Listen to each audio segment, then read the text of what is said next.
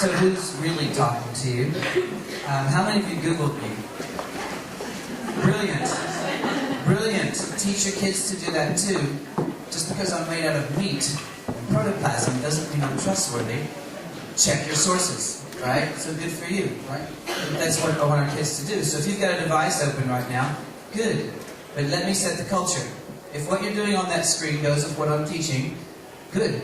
You're honoring the learning. If what you're doing on that screen has nothing to do with what we're talking about, you're dishonoring the learning, and I will take your device. And if you see her do it, and don't tell me, I'll take yours. Do we have an understanding? I don't have a problem with the device. We got to teach kids the behaviors. This isn't going away. This matters. This really matters. Our kids have to survive with this. The problem with some schools is they lock all the devices out. They amputate the kids' digital limbs at the front door in the morning by policy. Who's teaching them to use those things? And then they make a mistake and we blame the child. You know, if a kid falls off the slide at recess and no one's on recess duty, do you blame the child? Kids are growing up on digital playgrounds. We've got to be on recess duty. And it's exhausting. I'm tired. You think I want to keep learning all this stuff? As long as I work with kids, I have to. Or I'm shoplifting. I can't take a paycheck for doing the minimum. I couldn't do it. And I tried. I wanted to. I could see retirement. I'm tired. I did a pretty good job. My lesson plans are laminated, you know? If you go through that file cabinet and you find a lesson that you made on a mimeograph, it might be time to get rid of that, to purge the legacy code. And that bothers some people. I want to start a revolution. I want to break into every classroom and burn every file cabinet because everything changed. And we're still teaching like it didn't. And I'm on fire for this because I have children and I want them to be ready for this world. Or they're going to get their butts kicked. Because the rest of the world is catching up. They're catching on. So your kids are competing with the world, not just local people, the world. You know? Do they know this? What are we challenging them to do with the most powerful learning tools in human history? What is a cell phone? Well, it's a phone, say people my age. And every book ever written, and connectivity to any other person on the planet, and musical apps that you can create with, art apps you can create. It's the unfair advantage, the Rosetta Stone of everything. Or it's Angry Birds. We've got to be there. I don't mind challenging my kid. I'm making him pay rent on his technology. Rent. In my house, this is called the use-lease agreement. It's not money. Once a week, he has to show me or my wife something we're proud of, or we take it away from him. We didn't buy it for his infotainment.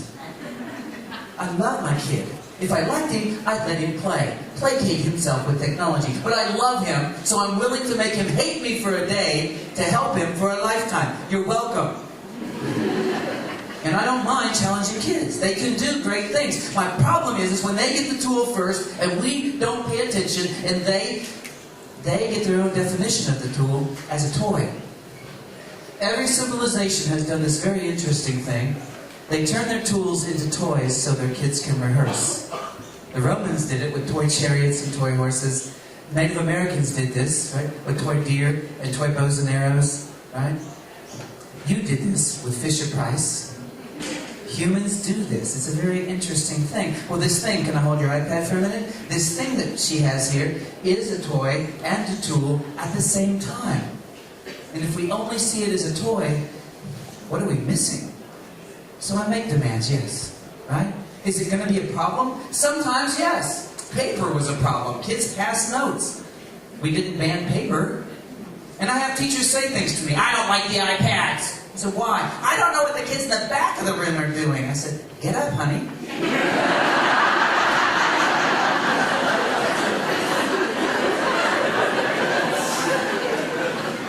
Some things seem like common sense, don't they? I said, walk around. Retire if you like your chair that much. Some teachers want to get up, but they like their chair. Because, you know, in a career you get so tired, don't you? Running around, pollinating every flower 5 times an hour, you get exhausted. Exhausted. You finally get that good chair. Somewhere in your teaching tenure, you get a good chair. And you sit down. Oh. Secret lover. I love this chair. And some teachers want to move around, but they like their chair. So they get one with wheels and they roll around like a sand crab. It matters that we get up and move around. But let's pretend you can't. Let's pretend you just don't want to. Then I use Google Docs. Why do I use Google Docs? And forget the name of it. I don't care what it's called. What does it do? It lets every kid in the room participate in one document that we built this hour. I taught your kid how to learn. You're welcome. If I like them, I'll tell them what to know. If I love them, I'll teach them how to know. Then they don't need me. I wean them from the instruction. That's a gift, and that's not easy. It feels like we're not doing our job, because in the old days, that wasn't the job. We were making middle managers who waited for permission to pee. You got a kid who closed down a restaurant last night, counted the drawers, set the alarm, trusted by a man with his entire livelihood, and the next day, at 10 a.m., she's raising her hand and waiting for you to call on her so she may use the restroom. There's a misalignment here. I want to empower these kids. Are they going to make mistakes? I guarantee it. They should make them while they're with us, not at home by themselves. I want them to trip over things while they're with us. My wife called one day. One of her third graders had Googled boobs. But he misspelled it. B-U-B-S. Bubs.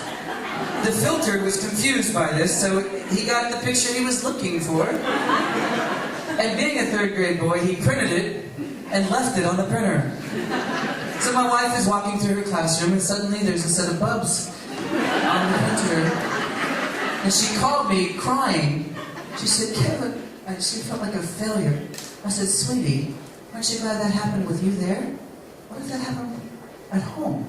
She said, what's wrong with boys? I said, sweetie, that's a 3-beer conversation. You know, they're going to make mistakes. They're going to make mistakes. We learn from mistakes. But we're living in a system where we're not allowed to make mistakes. What if Edison had to get that light bulb right on the first try? That's not how things work. But yet we're not supposed to make mistakes. I'm in love with mistakes because we autopsy our failure and we don't make a mistake next time. Or the time after that. Or the time after that. But life is iteration. Right? The first iPhone was great. The latest one's a little better. Right? That's how things work. It's okay. Give yourself permission to make mistakes. You know? My 4th grade teacher, Miss Norwood, think about the person that goes with the name Miss Norwood.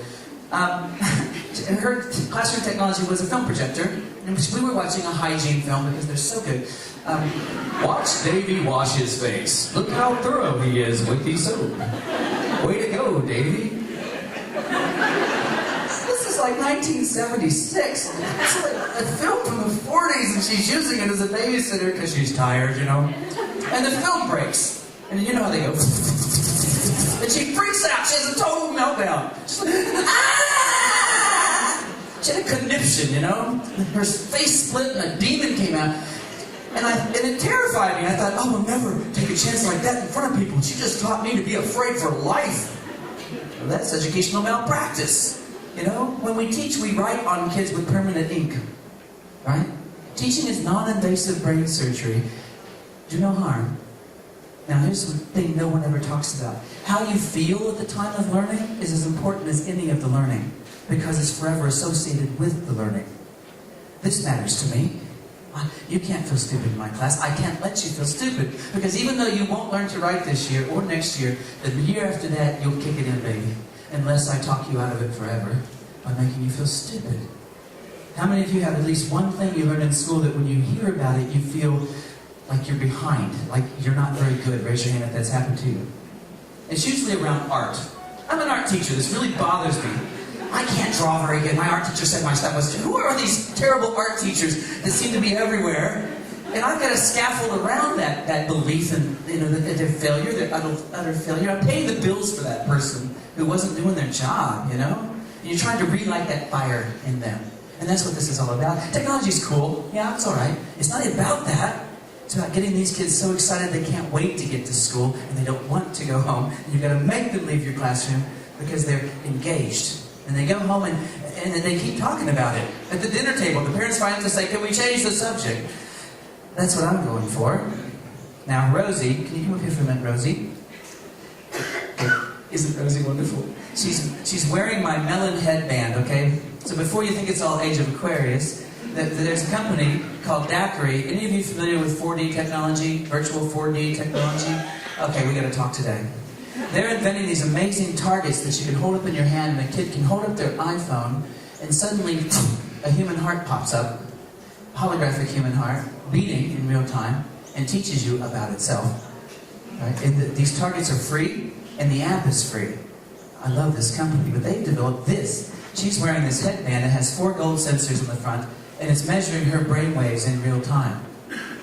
You can see her mind on the screen. Please tell me, raise your hand if this is interesting to you. I taught my whole career wishing I could see inside a kid's head because they fake you out. You know how they'll act like they're really listening, you know? And it makes you crazy because then they do terrible on the test and you think, well, sweetie, were you really listening? No, teacher, I was faking you out. That happens, right? So if I could see inside their head, now let's look at these brain waves. Come up here a little farther so they can see you, okay? Now there's all kinds of brain theory about the quality of these brain waves and the kind of brain waves, but let's look at gamma. That's the hardest one to get going. Gamma, 33 hertz, okay? Let's hit this and see what it's associated with. The brain wave with the most broad frequency range that often associated with cognition and memory. Raise your hand if you think boosting this brain wave might be a good idea in class. Right. But you don't do that by talking. You do that by doing. Not you. Her. She's going to drive. Sorry. Right? Will it be as perfect as if you did it? No. Will it be perfect for her? Maybe. Right? So it's all about giving her power so that she can get that to happen. Let's go back and look at your... You mind if we look at your brain a little more? You want? Okay, I was waiting for that.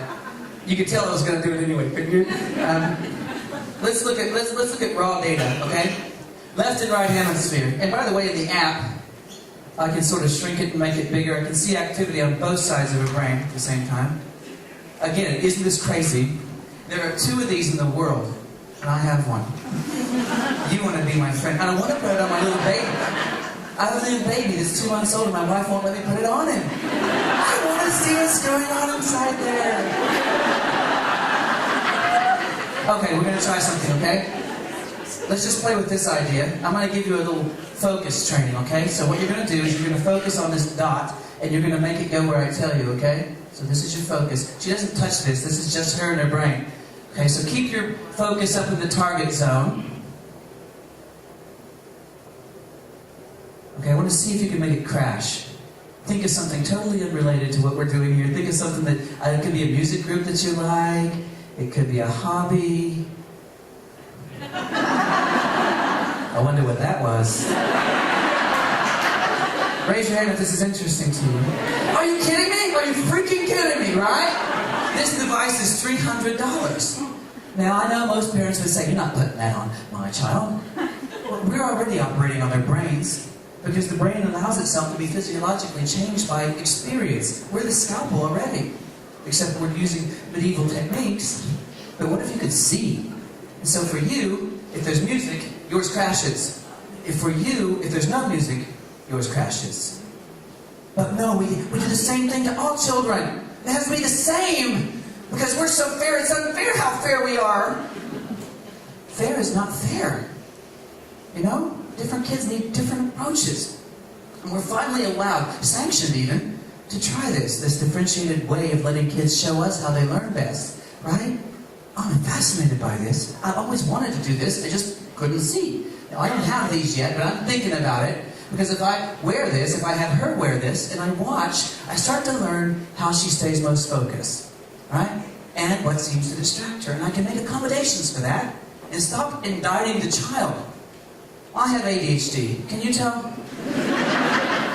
I haven't taken my medication today because I barely used the bathroom. I was in a hurry getting everything set up, kind of like a regular teacher. You know, he has no time to do anything. So ADHD is my biggest problem and my biggest strength at the same time. But I had some great mentor teachers that taught me to manage it. It unleashes me. Every great thing I've invented. But school tried to stomp it out of me. Indicted me for my condition. It started in first grade with the teacher taking the pencil out of my left hand and telling me the proper hand was the right hand and making me write with the right hand. And I persisted. And everyone says, why do left-handed people draw right all weird? Because we're using right-handed desks. You make us do this. Now we have a hook. I'm sorry, it happens. Right? It started there. Someone intruding and telling me somehow I was wrong. And we do this. We don't mean to, but systems do this. In a benevolent way, every year we test kids and we give them the long list of things they can't do. Where is the equally long list of amazing things they can do now because things changed? Shouldn't we be working on that list? So I'd like to find those kids who have those problems, and I'd like to let them be rock stars. If I'm going to give this app to anyone, it's going to be you first. What's your name? Matthew. You've been in my room all year, and he's a great kid. He never makes a big deal. He's a C student. He nods. He doesn't fight me. Right? He's becoming nothing. And I've got to pull you forward. Somehow, I've got to pull you forward. And I know all these tools. Oh, they're out there. They're wonderful. And I'm shopping. Prescriptive, right? I want to write a prescription for you. You're a hands-on learner. You're a visual learner. You hate writing. Gotcha. I go to my pharmacy and start looking through Web 2.0. Right? How big is my pharmacy? How big is yours? I'm connected to 40,000 teachers on Twitter. Are you? Because I love the kids I serve. I'm a funnel of opportunity. I don't do it for social reasons. I don't have time for that. I got to find things and get them to Matthew. So I find a tool that I know will rock your world. I'm not always right, but I'm getting pretty good at this. And I say to you, Matthew, can you help me? Because the best teachers always got me that way. Can you help me? And see, aren't we in a perfect position to play the help card? Because actually we need help, right? We need help. You guys can't take your eyes off that, can you? Give it up for Rosie of Students Action.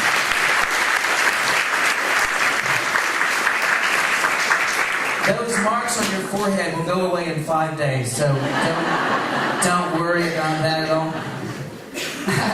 So I say, can you help me? Right? And because I built a relationship with you, you say, okay, Mr. Honeycutt, you stay after school to help me, right? And I play this card all the time. I'll ask you for help on software I've been doing for 8 years because I want to let you be the rock star. And then tomorrow I'm going to say, Rosie, I'm old. Can you help me again? I want to show this to the class, but I don't really know how to use it. Can you show the class? And you say, oh, Mr. Honeycutt, do I get your paycheck too? Okay, Mr. Honeycutt, for you, I'll do it. And now you're up here demoing that app, and for the first time in your life, you feel smart. The kids think you're smart. Your parents want you tested for gifted. You ever see this? They have one good day. You think she could be gifted? You think? I'm like, Mama, she's walking upright. You're welcome. Let's not lose our minds here, okay? But she had a good day. So every day I go to work, I think, how can I make this the best day in some kid's life? You know the hungry ones. The vacant eyes, the ones who were just there, right? That's the ones I puzzle up. I can't lay off of them because I was one. And there were crazy teachers who helped me. They were always in trouble. Best teacher in any building, usually in trouble. Because they do anything. They bend the system to match the kids. They don't bend the kid to match the system. And they get in trouble. They're like MASH doctors. Inventing new surgery because they have to. Now, if you were a MASH doctor and suddenly someone rolled in with every tool we have now, I think you might be interested in the kind of operations we could do and the ways we could help kids. But some people don't like this. It's not fair. I use speech-to-text apps for kids who are reluctant writers because talking is writing with your mouth. If we say it is. And it's not if we say it's not. Well, that's just not fair. That's just not fair. Is a wheelchair ramp cheating? Not every kid learns the same way. But man, you're a good storyteller. Tell that story you told yesterday. Just tell it to the iPad. Open up Dragon Dictation. It's a free app, right? And just tell that story. In the other room, it's quiet in there. Come back when you have something. I'll see you in a minute, okay? He disappears and comes back with 3 paragraphs for the first time this year. And they're not bad. He's much more willing to work on his words, right? So we sit down and we get it right. And your first short story is born. Welcome to the world, young writer. I'll do that. I'll do anything. I'm MacGyver. I'm not a purist, and purists hate me because I'm incorrect. That's not correct. I stay away from the cult of correct, right? Because we have this real job, sorry. and real kids waiting for you, right? Sometimes I hate this separation between higher ed and us. We're somehow, a backwater? We're where it happens. We're where the rubber meets the road. Someone should be taking notes in our classrooms and changing. How many of you went to college and when you got to school, you had to start learning how to really do the job? You paid for that. I had a professor that I knew wasn't current. His notes were papyrus. He's reading from these notes, and I'm paying big money for this education. He says, a recent archaeological dig seemed to indicate, and I raised my hand because that's who I am. I said, Dr. Anderson, you say recent. Can you frame that word in the context of the papyrus you're reading from? When did you write this? He said, 1942. I said, I'm paying for a today education. History doesn't change. I said, the way you teach it might. I got a C in that class. I had another teacher who assigned writing but didn't want to read it. He didn't read anything I wrote. He gave me C's on everything. C's on everything. I knew he wasn't reading it because sometimes I tried hard and got a C. And sometimes I wrote on toilet paper and got a C. He just saw me as a big letter C. I knew it. So I tested this theory. On page 2 of my next paper, I put a test in there. If you've read this far, please tick this box. He didn't tick my box. And I got a C. I said, I'm going in. Don't! You'll make him mad. I'm paying for this. And I walked in. I won't say his name. Dr. Frank Lemp. 67565. I'll give you his phone number if you want. I said, how'd you like my paper? Oh, it was okay. It was average. I said, as the C would indicate. Did you notice anything unusual about my paper? He said, not in particular. I said, you didn't read it. He said, I beg your pardon. How dare you? I said, no, how dare you? If you're going to guess me a grade, guess me an A. I got a C in the class. How am I doing on time? How am I doing on time? Once I start, I just sort of timeline. Do I have this? Okay, but is it 5 minutes, 10? Woohoo! How many of you are like happy I have 20 more minutes? How many of you are going, good grief, we have to survive 20 more minutes? Oh God. So I'm gonna plug in my computer here. Is it up on the screen now? So let's get this done. And I dropped it on the floor. Okay, good. Thanks for staying awake so far. Okay. So I'm going to tell you a little story or two. I like to teach these stories because the human brain is a story machine. We learn and experience life in story. If I said, tell me 40 things you did on your last vacation, go, on this standardized test, you would do okay. If I said, tell me the story of your last vacation, you'd bring it all back in context, the way our brains are designed to learn. But we don't teach that way, usually. The crazy teachers, though, interestingly, accidentally do, because they are stories, crazy teachers. When I say crazy, I mean teachers who love what they teach. Kids come home glowing and reciting your lecture word for word because you love what you teach. I love that. But not everyone loves what they teach, right? So, I think it's really important how kids feel. I'm going to be all over the place here in this session because that's who I am and how my brain is designed. Kevin Honeycutt is my name on Twitter. If you get me on Twitter tonight, I'll see the DM and I'll look. It takes me hours to catch up with everything. How many of you are on Twitter? Okay, that's a big number. I was recently in North Dakota and out of the 700 people, 2 were on Twitter. And it scares me because your kids are there. In fact, they've moved on. You're just now thinking about beginning to get the idea of possibly proposing the thought of getting on Twitter. We're too slow, man. We're moving at glacial speed in a time of exponential change. Can you feel the misalignment? So yes, I'm on Twitter. Not for social reasons. My son is on Twitter, so I'm on Twitter because I love my kid. But raise your hand if you agree with this. Even great kids can do stupid things if no one's watching. Raise your hand if you agree with this. Even great adults can do stupid things if no one's watching. I don't want kids to have a secret life because I'm not where they are. So I go to those places, and I've learned so much there. I call it self-directed staff development. I can find anything I want. Let's pretend I need tools for early literacy. I don't have time to Google it.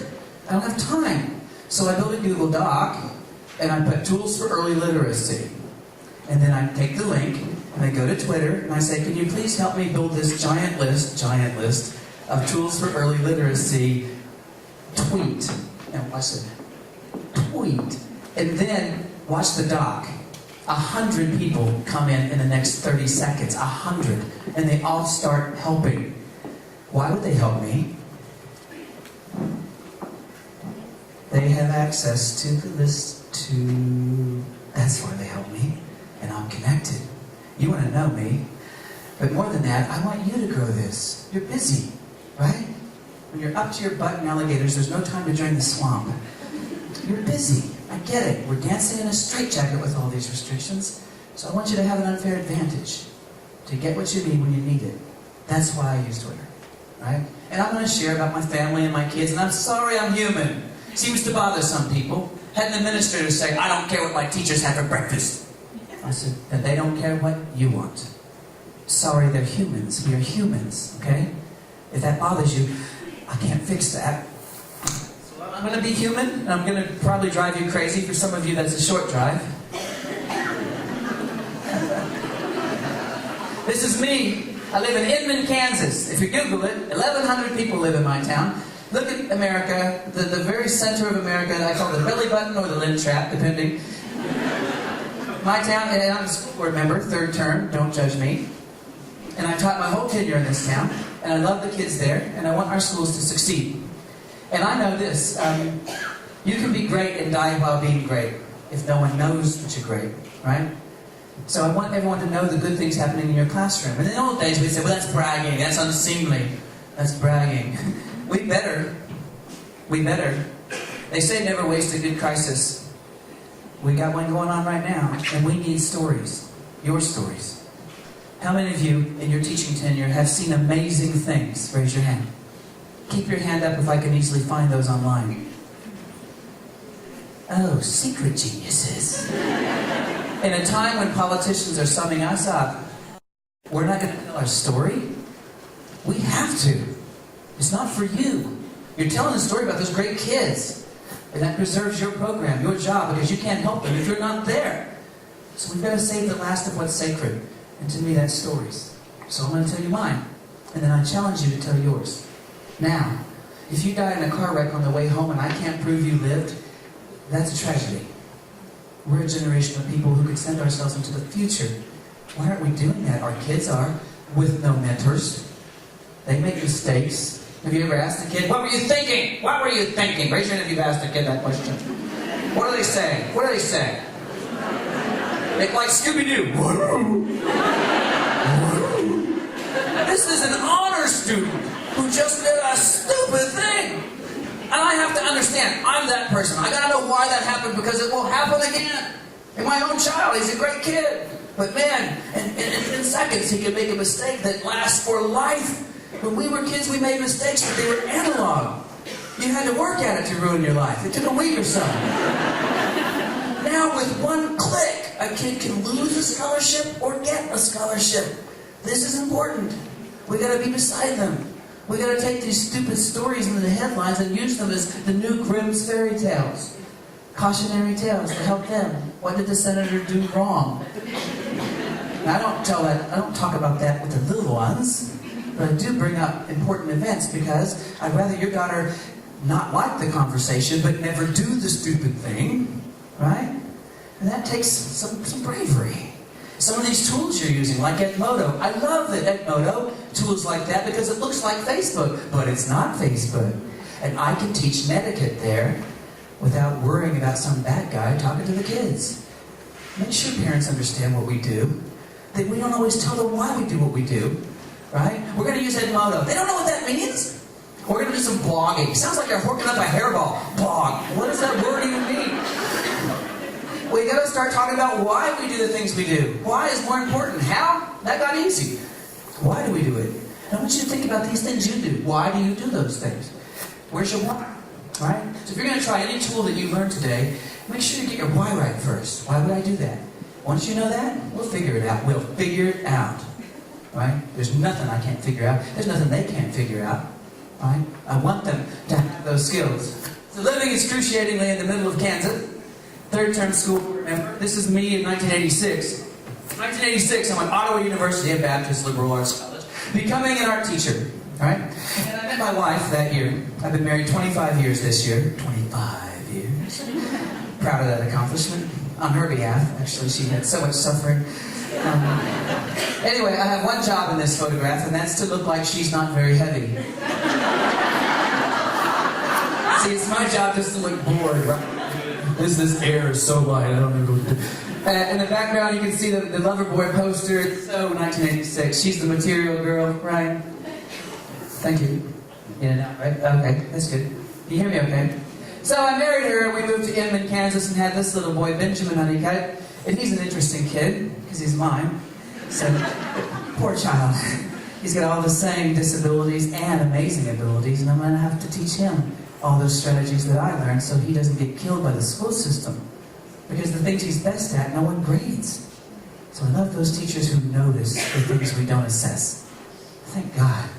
Again, the crazy teachers. The three-fingered shop teacher talking about bandsaw safety. He's a character. Those are the teachers I liked. The ones that hugged every kid and risked lice in the process. My wife has had lice multiple times. She hates when I talk about this. It's just she hugs them all. She hugs them all. She sees them for what they might be, not for what they are. Boy, that's a gift, isn't it? This thing we do is kind of amazing. I want people to know. We give our lives to this. And we never get rich. We're never getting rich. How many Lexuses, Lexi, do you have in your driveway? This is a calling. People need to know that. This is not like a job. You know what this is. You know? I want people to know this about us. I'm tired of them summing us up. We've got to start talking, telling our story.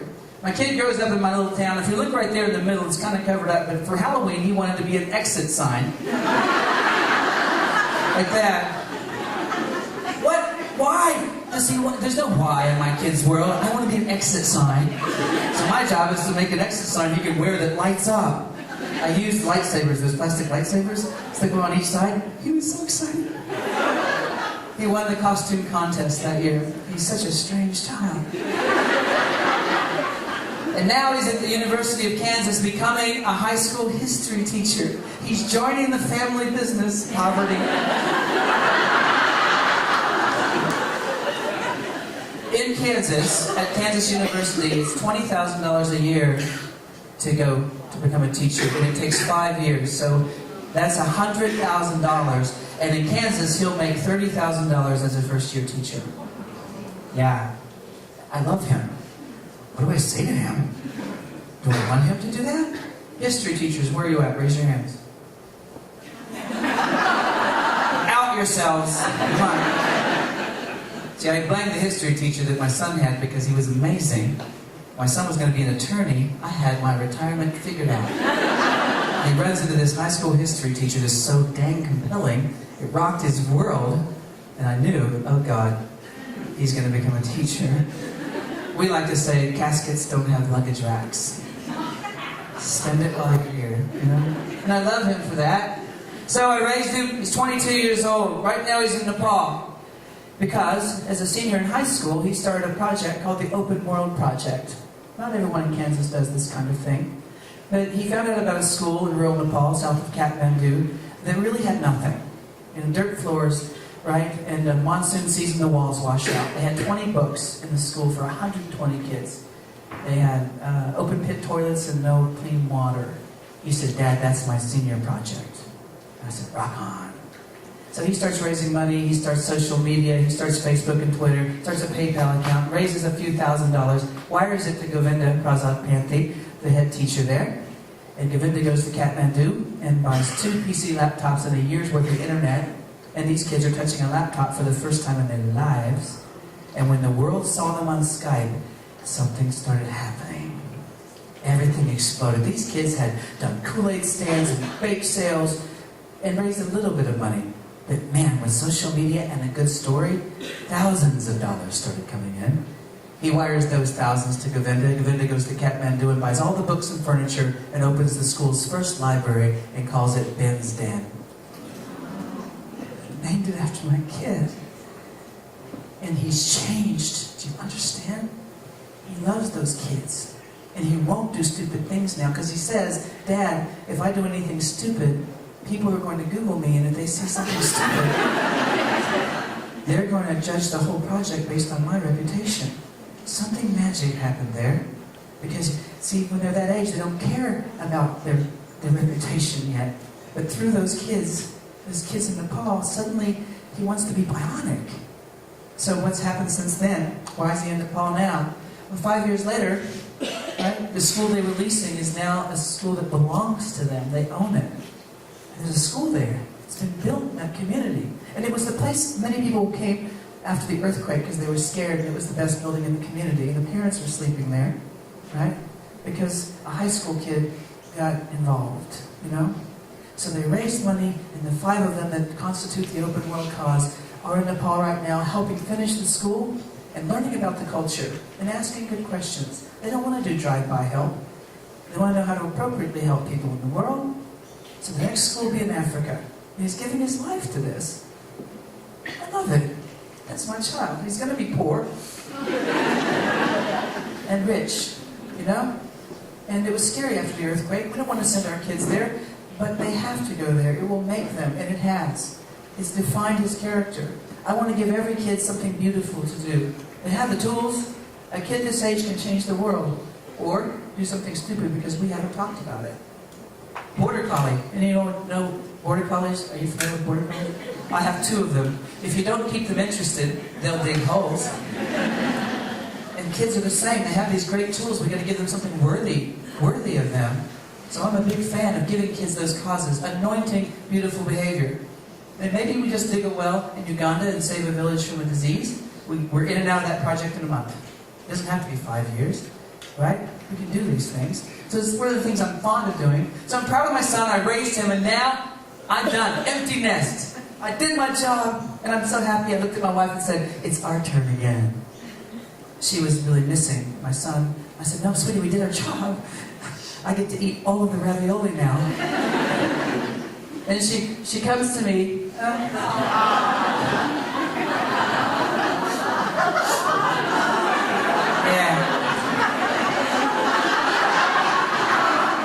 Yeah. I'm 48 years old. At his high school graduation, I'm going to look like the crypt keeper.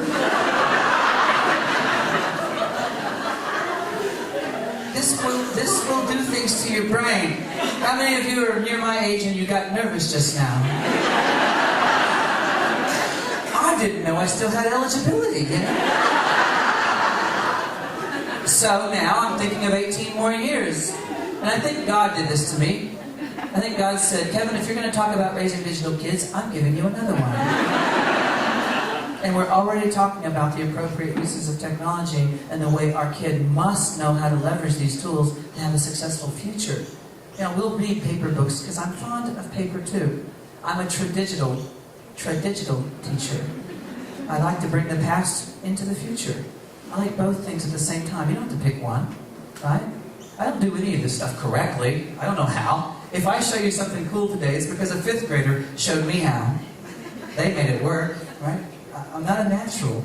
It's not even about that, right? So here's Gibson.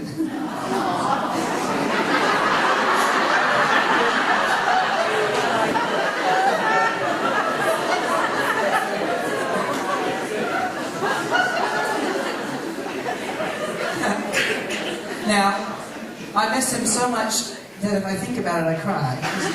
I'm a wuss, you know? So it cost me something to be here. And I won't waste heartbeats. I won't waste time away from him telling you things I don't believe. The things I talk about I've actually done. It's not snake oil. Life's too short for that, you know? But what I really selfishly want is I want to get back to the States and I want to know your story. So I can put it on a screen in front of 5,000 people in Michigan and I can rock their worlds because they saw you did it. Because they say, "Well, yeah, no, you talk about it, keynote guy. Show me a real classroom. I'll show you 5. If you'll show me, or you'll be a secret genius, I guess." The movement needs stories. I want yours. Start tonight. Pick up your phone and talk to it. I don't want to talk to you're not talking to your phone. You're talking to every child that will ever watch that video. You're talking to the future. You go somewhere really cool and you didn't make a video? For all the kids who won't get to go there? You're selfish. Any place I go to that's interesting, I hold up my phone and I teach kids. Hi kids, I'm in Scottsbluff, Nebraska. Look behind me, you're going to see something cool that your teacher's talking about. Wait for it, wait for it, wait for it. Suddenly I can tell they see it. Chimney Rock, one of the stops along the Oregon Trail. When the pioneers got to Chimney Rock, they had to get there by a certain date or they were going to die because it got really cold and they couldn't make the passes. Right? The kids know about Chimney Rock. I'm there. So I make my little video. And I do a writing prompt. Kids, pretend you're a pioneer and you came over that hill and you saw Chimney Rock. What would you be thinking? I want one paragraph. See you next time. Stop. Chimney Rock video, comma, history, comma, Oregon Trail, comma, pioneers, post. Get in the car and drive. By 2 o'clock, my wife is using the video in class. You're welcome. Is it good? It's okay. Perfect is the enemy of done. Just start. Just start. Let's make it this simple. You're in my front row and you have an iPad. Point that at me. I'm about to teach about the isosceles triangle. Nothing fancy, Spielberg. Just point it at me and the board. And I teach my lesson one more time in my career. After that, it's YouTube. The homework is watch the lecture. And in class, we'll do something interesting with that information. We're flipping my classroom. How many of you are doing that? Don't you love it? Kids can rewind you. Don't you love it? You ever have a kid in front of you and you can tell they didn't get it? You can see on their face they didn't get it. You ask, did you get it? And in front of everyone, in front of everyone? You're asking me that in front of 26 other... Yeah, I got it. You know they didn't. What if they could rewind that tonight on Mom's phone? I bet they would. They don't want to be dumb. But not in front of everyone. It's a beautiful thing we can do exactly now. Right now. You know? Here's another, I'll give you a challenge. I want you to do a selfie. I'll call it a soul selfie today. A soul selfie. What am I talking about? Raise your hand if you know what a selfie is. Yeah, right? It's a big deal for kids. But they're usually what? They're really shallow things. They're all about image. Image, right? They hold it up. They're using this amazing technology to do this, right? The web and technology prepares a buffet of learning tools and they're eating the napkins. So, I role model. I hold it up and I say, hi, I'm Kevin, and this is my soul selfie. I teach people and I travel around the world trying to make a difference. I want to make sure the world is better because I lived. That's my soul selfie. Thanks. Stop. Soul selfie. Hashtag soul selfie. Why? Because I want kids to see that and I want them to do that. I want to anoint their better angels by letting ours out. Raise your hand if you think you might do that. Why? Oh, but I'll look stupid. You know what? It's important to be vulnerable. It's okay to look like you're scared too in front of your kids. It's important. Because humans have to keep learning or they don't have a life. We have to learn, unlearn, and relearn. Our whole life now is moving fast, right? So, welcome to the revolution. It's okay, you know? I'm thinking about him. Now, probably what, 5 minutes now? 10 minutes? No minutes? Five. So, I won't do this story. It's far too long. I'm going to bring it in for a different kind of landing. I have 40 hours of material here, but I'm going to do it this way, okay? Because I have the rest of the day to talk to you about other things. And I got every tool in the world to talk about. And I'm from Google Glass. How many of you have seen Google Glass, but you've never used Google Glass? My goal today is to have these on the face of everyone at this conference. Now, you won't be online, but you'll have the tools. And when you put them on, they wake up. And a little screen pops up here, right? And you can talk to it. You can say, okay, Glass. And you can just tell it what to do. Here. Everything your phone does, this does. You push the button and take a picture, right? And then you can send that. Okay, Glass. Share with wife. Ooh, done. Okay, Glass. Start video call. Wife. Okay. Hey, kids. I know you're looking through my eyes right now. I'm showing you Sydney Harbor. Any questions? I'm the other end of the pipe. It's cool when they're looking on the smartboard, they can see through time and space because I've got Google Glass. You can do the same thing with Google Hangouts. You can do the same thing with Skype. So many people have had Skype for years and we've not used it. Why wouldn't we bring experts in and put them on the wall? It's usually free. Free. You bring the author to your school, it's $10,000. You bring him in on Skype, free, and he lets you record it. We should be looking there. I walked into a teacher's room. She had a smartboard, a Promethean, the Cadillac of smartboards. She had posters taped to it. You ever see something and you don't even know what to say? Sweetie, you missed a workshop or something. This should be a windshield to everything. And you're taping posters to it? You don't think it's a dry erase board? Do you drive your car, or do you think it's yard art? There's a switch. You turn it and you go places. It's an awesome thing. A smart board should be a windshield to everything. Right? And a lot of times we look at those things and we just realize we haven't really used them yet. Anyway, I anoint you. I point you. Well, I disjoint you. Right? To move. And no, you don't have to go too fast. One step. A movement implies movement. Pick one thing and say, I'm trying that. Right? Don't worry. We all make mistakes. We'll have each other's back. Join the revolution. We'll help each other, okay? I'm out of time, and I'm honored that you stayed awake the entire time. Thanks for listening, guys.